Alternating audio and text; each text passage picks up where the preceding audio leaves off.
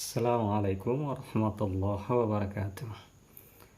Alhamdulillahil qail. A'udzu billahi minasyaitonir rajim. Ya ayyuhalladzina amanu kutiba alaikumus shiyam kama kutiba 'alal ladzina min qablikum la'allakum tattaqun. Wa qala Rasulullah sallallahu alaihi wasallam man shama ramadana imanan wa ihtisaban ghufira lahu ma taqaddama min dzambihi. Sadaqallahul azim wa ballagan nabiyul karim. Hadirin saudara sekalian, kali ini kita masih membincangkan sejumlah hal terkait dengan kebaikan-kebaikan Ramadan. Ramadan menjadi bulan yang begitu istimewa. Salah satunya karena di dalamnya ada kewajiban, yaitu kewajiban puasa yang menjadi salah satu bangunan keberislaman kita. Puasa ini menjadi rutinitas setiap tahun yang kita lakukan. Bulan ke-9 yang sebelumnya ada Sya'ban dan setelahnya ada Syawal. Di situ ada Ramadan yang akan menjadi momentum tiap tahun bagi muslim untuk berpuasa dan semua rangkaian kegiatan-kegiatan di dalamnya. Saudara sekalian, Ramadan datang tentunya dengan menawarkan banyak hal. Namanya tawaran, muslim akan beragam sikap terhadap tawaran itu. Kenapa bisa demikian? Kenapa muslim berbeda dan beragam merespon tawaran-tawaran yang luar biasa itu? Di antaranya adalah karena muslim meskipun sudah mengaku sebagai muslim tapi punya cara pandang tentang dunia yang tidak sama. Ataukah singkatnya, muslim punya cara pandang yang berbeda-beda mengenai kehidupan, mengenai dunia, mengenai akhirat, mengenai diri, bahkan mengenai Tuhan. Itulah yang menjadi sebab respon kita terhadap Ramadan itu menjadi beragam. Saudara sekalian, kita bisa deteksi sejumlah kelompok sekaligus juga sebagai keragaman respon terhadap Ramadan. Satu di antaranya adalah muslim yang mencukupkan diri hanya sekedar tidak makan, tidak minum, hubungan seksual dari sahur sampai maghrib. Ini bagi mereka ada kewajiban-kewajiban lain selain itu yang mereka tinggalkan. Indranya belum dijaga dengan benar-benar.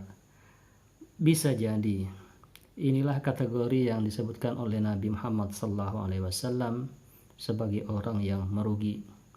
Tampak beribadah secara fisik, akan tetapi disinyalir oleh Nabi dalam salah satu sabdanya, kam min saim laisa lahu min siyamihi illal ju' wal atas. Sangat boleh jadi banyak di antara kita ini muslim yang laisa lahu min siyamihi illal ju' wal atas. Kita tidak dapatkan nilai lebih dari Ramadan itu, melainkan hanya rasa lapar dan dahaga saja. Inilah yang kita hindari. Semoga saja kita tidak termasuk dalam kategori ini. Tetapi ada muslim yang tetap belum beranjak juga dari level sekedar melepas kewajiban, tak punya gairah semangat untuk meningkatkan level keagamaannya dalam terutama di sisi berpuasa ini. Yang kedua, ada orang juga yang melaksanakan puasa seperti halnya yang pertama tadi, tapi sudah mulai juga mengikuti dengan kewajiban-kewajiban yang lain. Salat dilakukan dengan baik, infak juga dilakukan dengan baik, dan semua hal-hal yang terkait dengan kebaikan-kebaikan mereka lakukan. Yang ketiga, ada tipe orang yang selain itu tadi yang dilakukan, juga sudah sanggup dan mampu untuk menjaga indranya. Matanya dijaga, pendengarannya dijaga, telinganya dijaga, dan seterusnya. Ini berarti sudah ada peningkatan level yang sudah mulai beranjak lebih tinggi, kualitas puasanya juga demikian semakin lebih baik.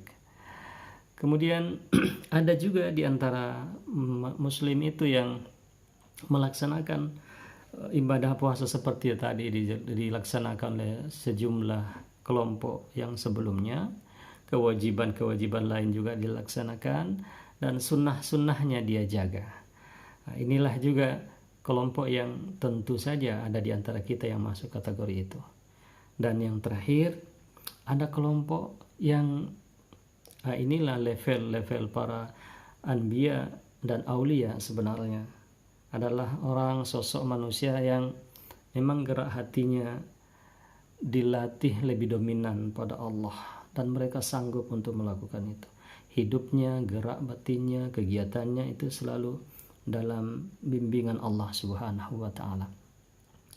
Oleh karena itu saudara sekalian, namanya tawaran itu kita harus sambut dengan baik sesuai dengan kualifikasi kita, tapi janganlah pernah berhenti untuk meningkatkan kualitas ibadah kita terutama puasa dari tahun ke tahun. Kita harus punya semangat untuk meningkatkan kualitas itu. Supaya apa? Supaya seperti disinyalir oleh Nabi Muhammad SAW bahwasanya man sama ramadana imana wa ihtisaba ghufira lahu ma taqaddama min dzambi. Jadi kalau kita amati potongan dari sabda Nabi Muhammad SAW ini, di situ ada prasyarat. Jadi ghufira lahu ma taqaddama min dzambi, akan diampunkan dosa-dosanya yang telah lalu. Tapi syaratnya apa? Sama ramadana imanan wahtisaba. Dia berpuasa di Ramadan yang basis puasanya itu adalah imanan, keimanan dan harapan-harapan baik kepada Allah Subhanahu wa taala. Jadi saudara sekalian, semoga Ramadan kita ke depan, hari-hari kita ke depan, kita isi dengan ibadah yang jauh lebih baik, intensitasnya kita tingkatkan, volumenya kita tingkatkan, kehusyuannya kita tingkatkan, sehingga insya Allah kita masuk kategori nantinya orang-orang yang bertakwa, la'allakum tattaqun. Demikian pernik Ramadan kali ini, semoga ada manfaatnya. Assalamualaikum warahmatullahi wabarakatuh.